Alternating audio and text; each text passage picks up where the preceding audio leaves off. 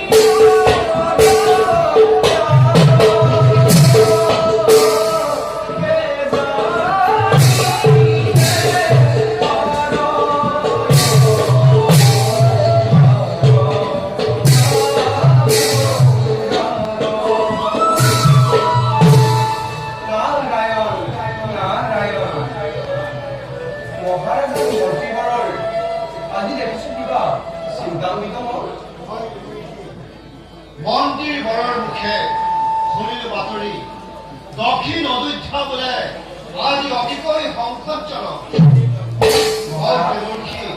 সঁচা জানো এই সমাচাৰ? মহাৰাজ, ভগৱন্তৰ কথা একেবাৰেই সঁচা। আজি আপুনি দক্ষিণ অযোধ্যাত শুনিবলৈ নাপায় পশু পক্ষীৰ মাত। প্ৰজাজনেও আপোনাক ধিক্কাৰ দি অযোধ্যা ত্যাগ কৰিছে চিৰবিৰতি। ইয়াৰ কিবা এটা ব্যৱস্থা কৰক মহাৰাজ। নহলে আপুনি অযোধ্যা নামৰ এখন শ্মশানৰহে গৰাকী। দক্ষিণ অযোধ্যাৰ আজি এনেকুৱা অৱস্থা, দক্ষিণ অযোধ্যাৰ আজি এনেকুৱা অৱস্থা, মত্ত হৈ ভোগ বিলাসত, উদ্বিগ্ন হৈ পুত্ৰৰ চিন্তাত নিজ পুত্ৰ সদৃশ অযোধ্যাৰ প্ৰজাজনক ঠেলি বিলুৱাই মৃত্যু দেৱৰ্ষী কিবা দৰে মই ইয়াৰ কৰিম প্ৰতিকাৰ। ইন্দ্ৰৰ অধীন মেঘগণে বৃষ্টিপাত কিয় নকৰিলে এই কথা মই নুবুজি। শুনা মহাৰাজ দশৰথ দেৱৰ্ষী, দিও মই হিত গণে। প্ৰথমে তুমি পৰিভ্ৰমণ কৰি ৰাজ্যৰ দক্ষিণ প্ৰান্তত ৰাজ সাহায্য প্ৰদান কৰা তোমাৰ বোকাটো প্ৰজাৰ নহয়। তাৰ পাছত পৰিভ্ৰমণ কৰি অমৰাৱতীপুৰে বুধাবৈ দেৱেন্দ্ৰ অনাবৃষ্টিৰ কাৰণ আছে তোমাৰ ভক্তি শৰীৰ পৰাজিত কৰি দেৱেন্দ্ৰ সন্মুখ সমৰত বৃষ্টিপাত কৰোৱা তোমাৰ অযোধ্যা ৰাজ্য। ভাল দেৱৰ্ষী, আপোনাৰ আজ্ঞা হৰগত কৰি প্ৰথমে যাম মই অযোধ্যাৰ দক্ষিণ প্ৰান্তত।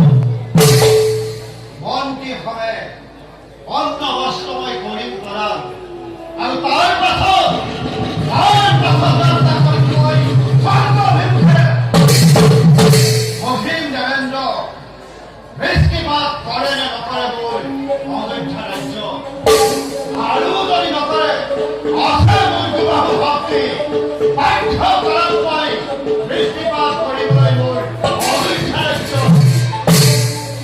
সেই দেৱৰ্ষী, সমস্ত অযোধ্যাবাসীৰ হৈ জনাইছো গীতাঞ্জলি আপোনাৰ যুগল চৰণ।